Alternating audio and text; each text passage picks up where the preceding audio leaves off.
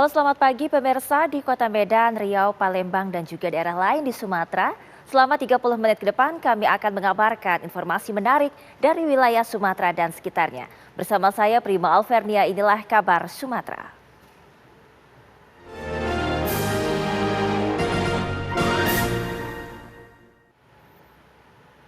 Sebanyak 15 sepeda motor knalpot brong yang kerap digunakan sebagai balapan liar. Berikut puluhan pemuda diamankan oleh aparat Polsek Sarolangun, Jambi tadi malam.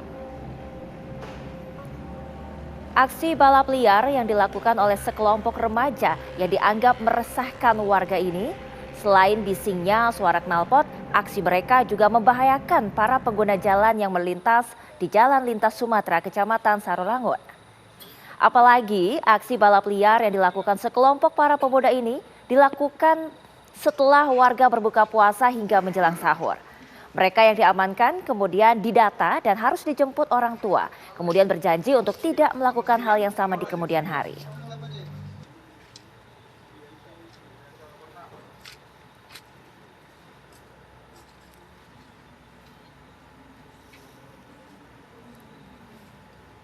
Seekor ular sanca ditangkap petugas pemadam kebakaran di rumah warga. Ular kerap memangsa ternak warga.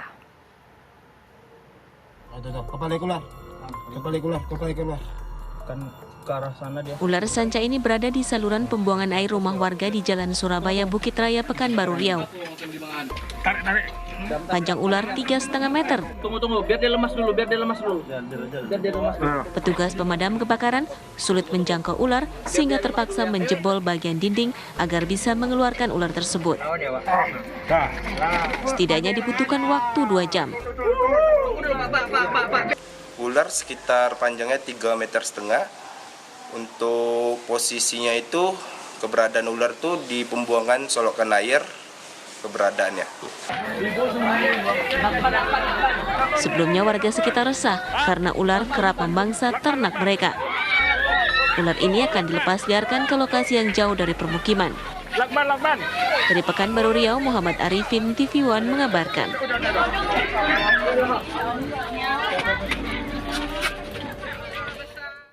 Truk angkut besi alami remblong di Jalan Raya Padang Panjang, Bukit Tinggi, Sumatera Barat hingga menabrak 5 kendaraan dan 5 rumah di depannya. Truk melaju dari arah Bukit Tinggi menuju ke Padang Panjang. Sampai di lokasi, sopir truk tak mampu mengerem truknya. Truk pun menabrak 5 kendaraan dan 5 rumah. 5 kendaraan yang ditabrak mengalami ringsek hingga terbalik akibat hantaman truk pengangkut besi. Tidak ada korban jiwa, namun sejumlah orang mengalami luka berat dan luka ringan. Seluruh korban luka telah dibawa ke Rumah Sakit Ibnu Sina Padang Panjang.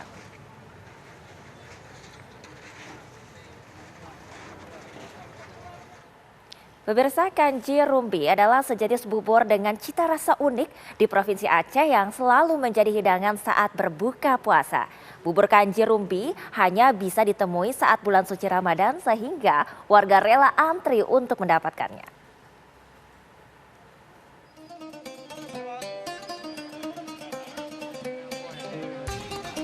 Kanji rumbi menjadi salah satu menu langka yang sangat dinanti warga Aceh di bulan suci Ramadan.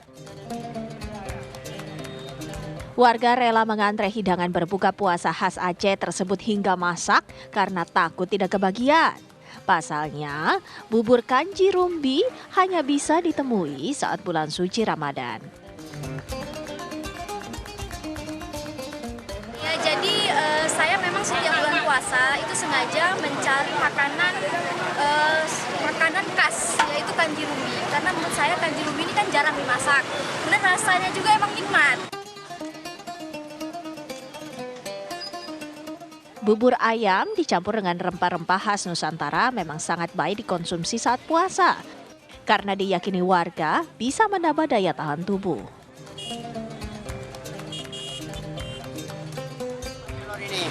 Ini kanji rumbi ini kita bagikan pada masyarakat.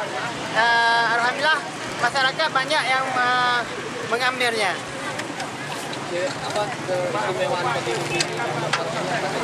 Kanji rumbi ini khasiatnya untuk menambah stamina. Kegiatan pembagian takjil menu khas seperti ini akan terus dilakukan untuk membantu meringankan beban warga. Dari Kabupaten Aceh Barat, Haidir Asar, TV One mengabarkan. Perairan Laut Nias Utara dicemari limbah aspal dari kapal tanker milik asing yang karam dilepas pantai Kecamatan Tugala Oyo. Akibatnya pun 3.000 nelayan terancam kehilangan mata pencaharian. Sudah 1 bulan tumpahan aspal dari kapal tanker berbendera Gabon belum teratasi. 3.500 ton aspal terus meluas mencemari perairan Laut Nias Utara di Kepulauan Nias. Sejumlah nelayan sudah sulit mendapatkan tangkapan ikan. Alat tangkap milik nelayan rusak dipenuhi cairan aspal lengket merusak jaring. Nelayan penangkap ikan, khususnya ikan terbang, menggunakan alat tangkap jaring ini mengeluh bahwa karena alat tangkap mereka sudah tersangkut dengan aspal. Ini beberapa sudah kita ambil identifikasi contoh-contoh yang sudah merasa dirugikan. Sementara tumpahan aspal juga merusak terumbu karang. Selain itu, lobster di keramba nelayan Nias Utara mati sebelum dipanen dan tumpahan aspal merusak kawasan wisata perairan di kawasan Kabupaten Nias Barat hingga Nias Selatan. Dari Kota Gunung Sitoli, Kepulauan Nias, Sumatera Utara, Oneman Halawa, TV One mengabarkan. Kabar Sumatera akan segera kembali sesaat lagi.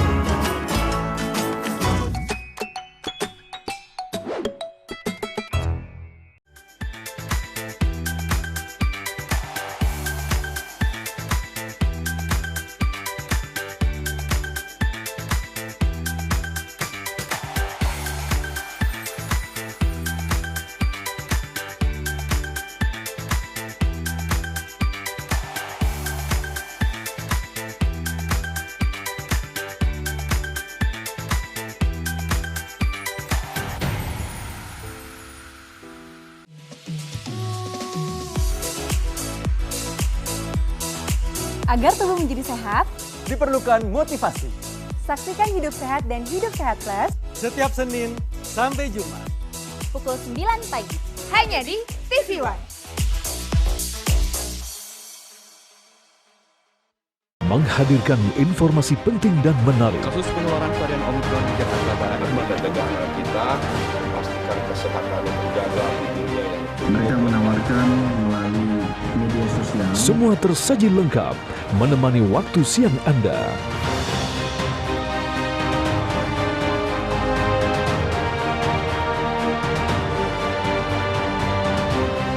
Saksikan Kabar Siang hanya di TV One.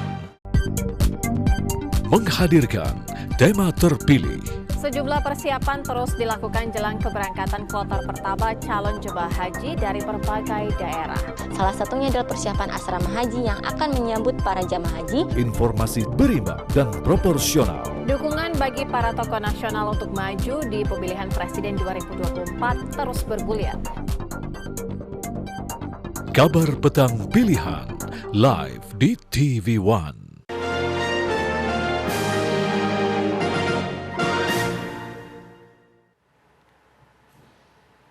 Pemirsa, KPK membenarkan pihaknya telah menaikkan kasus dugaan korupsi yang melibatkan mantan pejabat Direktorat Jenderal Pajak, yakni Rafael Alun Trisambodo ke tingkat penyidikan. Pelaksana tugas juru bicara KPK Ali Fikri menyatakan Komisi Anti Rasuah telah menemukan 2 alat bukti permulaan yang cukup untuk menetapkan tersangka dalam kasus ini. Sebelumnya KPK telah beberapa kali meminta keterangan Rafael Alun Trisambodo karena LHKP-nya dinilai janggal. KPK lantas menyelidiki adanya dugaan gratifikasi dan suap yang diterima oleh Rafael dalam kapasitasnya sebagai pemeriksa pajak. KPK juga telah memeriksa istri dan anak perempuan Rafael dalam kasus ini. Kami lakukan proses penyidikan ya terkait dengan pemeriksa pajak. Kami ingin sampaikan bahwa benar begitu ya, sebagai tindak lanjut komitmen KPK tentunya di dalam menuntaskan setiap kasus ya, baik dalam proses verifikasi telahan kemudian permintaan keterangan terhadap beberapa pihak dan kemudian ditemukan setidaknya 2 alat bukti dalam dugaan korupsi. Jadi ada peristiwa pidana korupsinya telah kami temukan terkait dengan dugaan korupsi penerimaan sesuatu oleh pemeriksa pajak ya, pada Direktorat Jenderal Pajak Kementerian Keuangan tahun 2011 sampai dengan 2023 gitu ya. Saya kira teman-teman sudah tahu konstruksi singkat dari perkara ini saya kira ya. Sehingga proses penyidikan ini kami pastikan sudah ada tersangkanya. Anak AG menjalani sidang lanjutan di Pengadilan Negeri Jakarta Selatan terkait kasus penganiayaan terhadap Kristalino David Ozora. Sidang tanggapan JPU terhadap eksepsi kuasa hukum AG berlangsung pada Jumat pagi. Sidang dilakukan secara tertutup. Kuasa hukum AG menjelaskan AG dalam keadaan cukup baik dan sehat saat mengikuti sidang hari ini. Menurut kuasa hukum keluarga David Ozora yang mengatakan bahwa jaksa penuntut umum dapat menjawab eksepsi dari kuasa hukum AG. Sidang terhadap AG digelar secara maraton berkaitan dengan masa penahanan anak yang singkat, yakni hanya 25 hari. Sidang dilanjutkan pada hari Senin dengan agenda putusan sela. Jika hakim menerima dakwaan JPU, maka sidang dilanjutkan dengan pemeriksaan saksi. Tadi itu agendanya cuma jawaban dari jaksa atas eksepsi pengacaranya anak AG ya. Gitu. Jadi agendanya nggak terlalu jauh sih kalau kami lihat, sudah sesuai dengan dakwaan yang dilakukan oleh jaksa, maka jaksa mempertahankan atas dakwaannya tersebut gitu. Dengan keinginan bahwa eksepsinya tadi itu akan eksepsinya ya dilawan, eksepsi dari pengacara anak AG kan dilawan oleh jaksanya gitu. Jadi jawaban atas eksepsi itu. Tadi kalau itu yang kami cermati artinya ya sudah on the track sih ya, sudah pas, sudah berjalan lah sesuai prosedur hukumnya. FIFA secara resmi mencoret Indonesia sebagai tuan rumah Piala Dunia U20. Sejumlah hal menjadi catatan untuk FIFA membatalkan Indonesia menjadi tuan rumah Piala Dunia U20. Akankah FIFA memberi sanksi untuk Indonesia? Lalu siapa yang paling bertanggung jawab jika sanksi diberlakukan oleh FIFA? Pupus sudah mimpi Indonesia untuk menghelat Piala Dunia Junior U20. Federasi Sepak Bola Dunia FIFA menyatakan telah membatalkan status Indonesia sebagai tuan rumah Piala Dunia U20 tahun 2023. Dalam suratnya, FIFA akan segera mencari pengganti Indonesia dengan waktu penyelenggaraan masih sesuai yang telah ditetapkan, yakni pada pertengahan Mei 2023. FIFA mencabut status tuan rumah tersebut lantaran situasi yang ada di Indonesia tidak memungkinkan untuk menggelar Piala Dunia U20 2023. Tidak dijelaskan secara rinci alasan FIFA mencabut status Indonesia menjadi tuan rumah. Pencoretan Indonesia menjadi tuan rumah Piala Dunia U20 menjadi pukulan telak bagi sepak bola tanah air, termasuk bagi para punggawa timnas U20 yang sudah mematangkan diri jauh-jauh hari. Sangat-sangat kecewa ya, dan ada beberapa pemain yang menangis dan termasuk saya sendiri akhirnya harus meneteskan air mata saya juga, karena ya itu saya bisa merasakan apa yang dirasakan oleh pemain ya, karena harapan mereka bisa tampil di event Piala Dunia harus hilang dengan tiba-tiba dengan berita yang hanya 2 bulan sebelum kita akan tampil di Piala Dunia U20, dan itu saya bisa merasakan pemain sangat-sangat sedih untuk kejadian ini sih. Kalau hati saya pribadi sebenarnya sedikit berkecamuk ya, karena di satu sisi saya sedih, saya melihat pemain pada nangis, itu membuat kita dari coaching staff sedikit-sedikit ikut terhanyut sedih ya. Tapi kita di sini sebagai coaching staff harus membesarkan pemain ya, kalau situasinya memang ini yang menjadi situasi yang terjadi saat ini menjadi pemikiran buat kita semua juga, dan harapannya pemain bisa cepat bangkit dan bisa lebih kuat lagi untuk kedepannya. Wakil Ketua Umum PSSI Zainuddin Amali menemui para punggawa Garuda Nusantara dan pelatih Sinteyong. PSSI meminta maaf kepada para pemain Timnas Indonesia U20 dan pelatih Sinteyong atas kondisi ini. Saya mohon maaf. Saya harus menyampaikan permohonan maaf kepada Coach Sinteyong dan seluruh tim manajer dan khususnya kepada anak-anakku sekalian yang harus kehilangan mimpi bisa bermain di Piala Dunia. Mimpi, sekali lagi saya ulangi, mimpi seorang pemain sepak bola adalah bisa bermain di Piala Dunia. Sekarang hilang, kita belum tahu nasib selanjutnya. Apakah kalau dipindah tempatnya kita masih bisa sebagai peserta dari 24 itu atau tidak, kita belum tahu. FIFA tetap akan mengawal proses reformasi sepak bola di tanah air seperti yang telah dibuat pasca tragedi Kanjuruhan di Oktober 2022. Belum disebutkan secara pasti bagaimana status tim Indonesia U20 di Piala Dunia. Potensi sanksi yang akan diberikan oleh FIFA juga belum pasti. Dari Jakarta, tim TV One mengabarkan. Presiden Joko Widodo meminta masyarakat Indonesia untuk menghormati keputusan FIFA yang telah membatalkan Indonesia sebagai tuan rumah penyelenggaraan U20 pada Mei mendatang. Assalamualaikum warahmatullahi wabarakatuh. Bapak, Ibu, dan saudara-saudara yang saya hormati, tadi malam saya telah mendapatkan laporan dari Ketua Umum PSSI bahwa FIFA telah memutuskan membatalkan Piala Dunia U20 di Indonesia. Tentunya kita harus menghormati keputusan tersebut. Saya tahu keputusan ini membuat banyak masyarakat kecewa.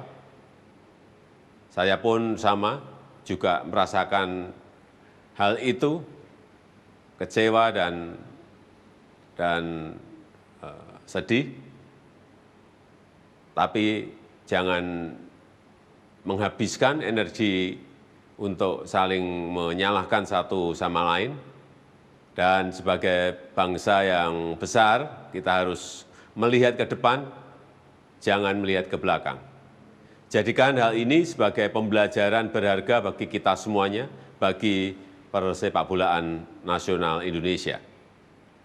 Dan saya telah meminta Ketua Umum PSSI, Bapak Erick Thohir, untuk terus berupaya semaksimal mungkin agar sepak bola Indonesia tidak terkena sanksi, termasuk kesempatan untuk menjadi tuan rumah event-event internasional lainnya.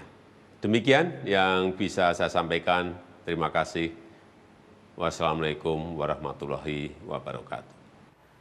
Ya, Ketua Komisi 10 DPR RI mengaku ikut kecewa. Garuda Muda harus mengubur mimpinya menyusul batalnya Piala Dunia di Indonesia.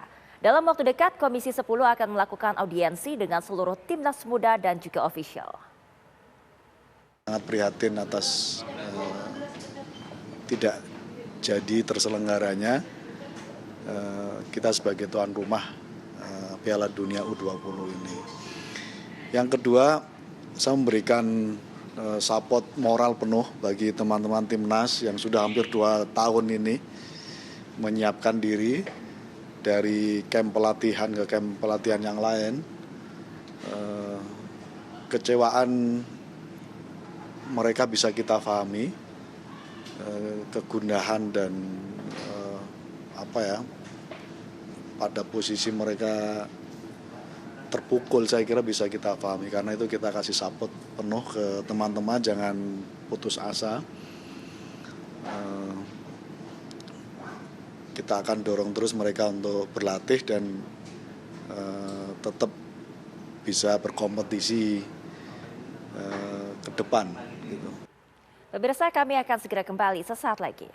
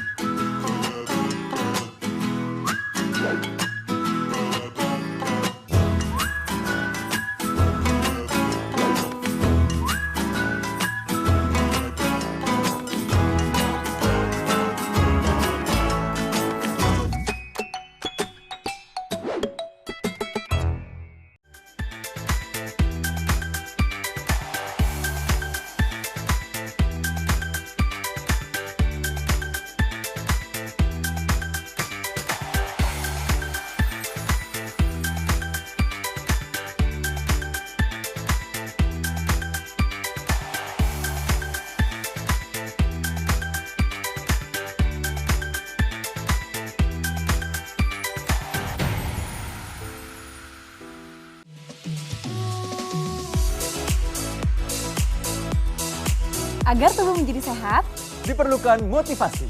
saksikan Hidup Sehat dan Hidup Sehat Plus Setiap Senin sampai Jumat. pukul 9 pagi. Hanya di TV One. Menghadirkan informasi penting dan menarik. Kasus penularan varian Omikron di Jakarta Barat, negara kita memastikan kesehatan terjaga di dunia yang Mereka menawarkan melalui media sosial. Semua tersaji lengkap menemani waktu siang Anda.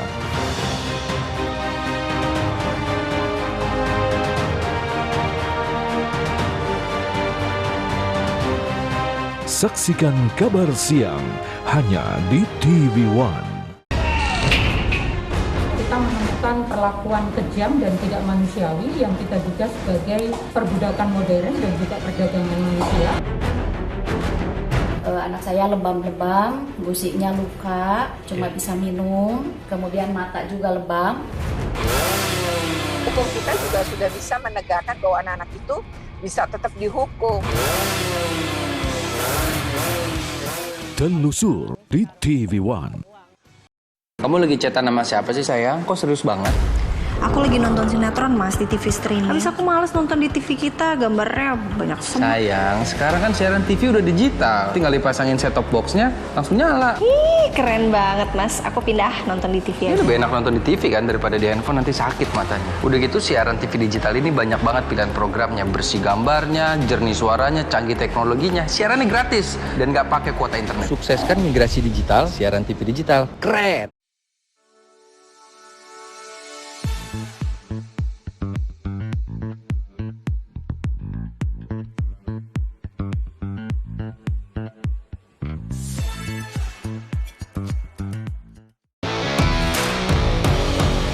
Laga para petinju terbaik dunia disaksikan jutaan pasang mata.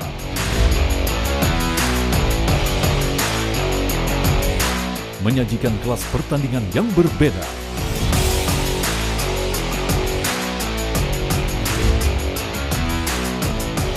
Saksikan Best World Boxing hanya di TV One.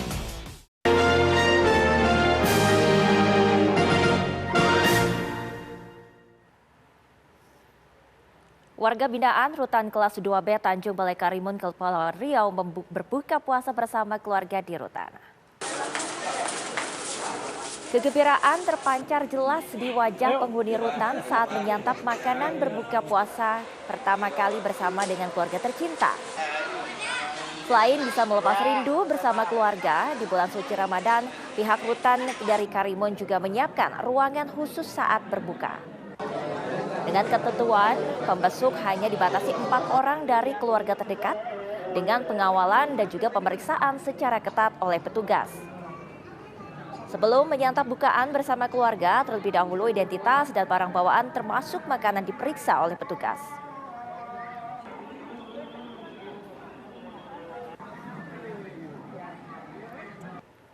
Lok Sumawe Aceh memiliki menu khas bulan suci Ramadan, yaitu kuah belangong. Bentuknya kuah ini kental dengan cita rasa rempah-rempah khas dari Aceh. Bila Anda ke Lok Sumawe Aceh tanpa sempat mencicipi makanan khas Aceh Rayuk ini, mungkin Anda akan menyesal. Rasanya berbeda dengan makanan lainnya, rasa rempah-rempah asli Aceh. Cara memasaknya perlu kesabaran. Dari tahap ke tahap seperti mengempukkan daging dengan campuran bumbu hingga mendidih dan memeriksanya 5 menit sekali.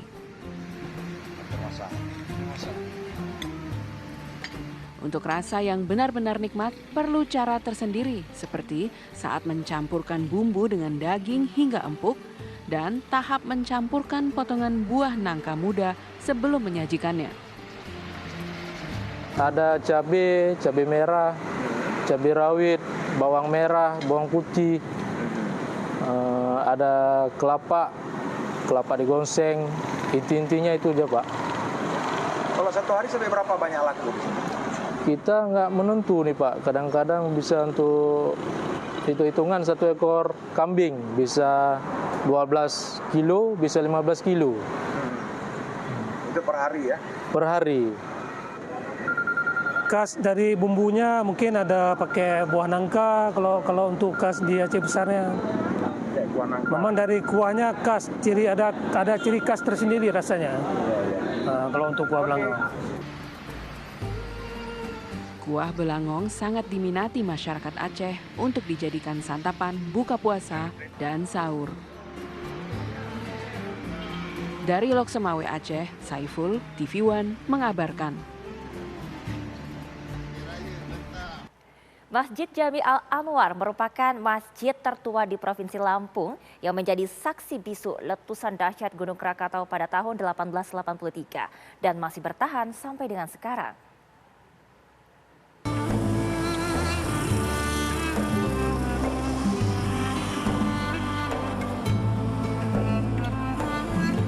Inilah masjid tertua di Provinsi Lampung, Masjid Jami Al-Anwar. Masjid yang berada di Jalan Laksamana, Malahayati, Kelurahan Kangkung, Kecamatan Teluk Betung Selatan, Bandar Lampung, sudah ada sejak tahun 1839.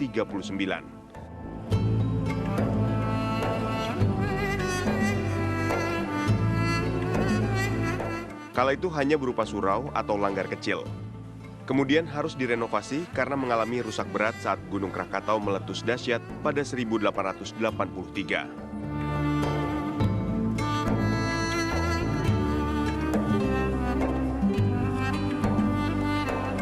Pada tahun 1888, keenam tiang Masjid Al-Anwar ini dibangun dari campuran telur ayam dan kapur.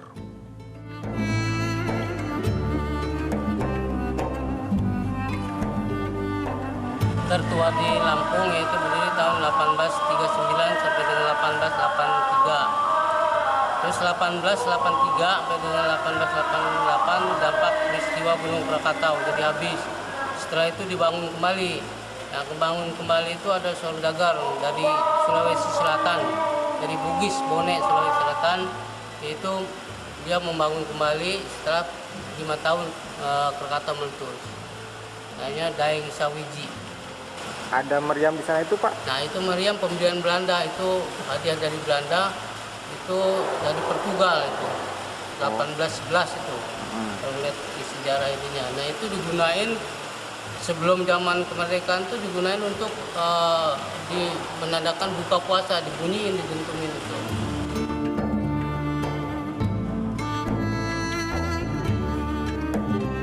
Tidak hanya itu, di masjid ini masih tersimpan kitab kuning berbagai bahasa seperti Arab, Belanda, Portugis, dan beberapa bahasa lain, serta buku-buku ilmu pengetahuan berbahasa Belanda berusia ratusan tahun.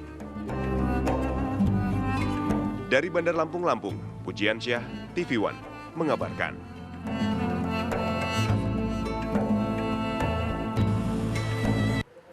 Dan demikianlah kabar Sumatera, saya Prima Alverdia pamit, terima kasih dan sampai jumpa.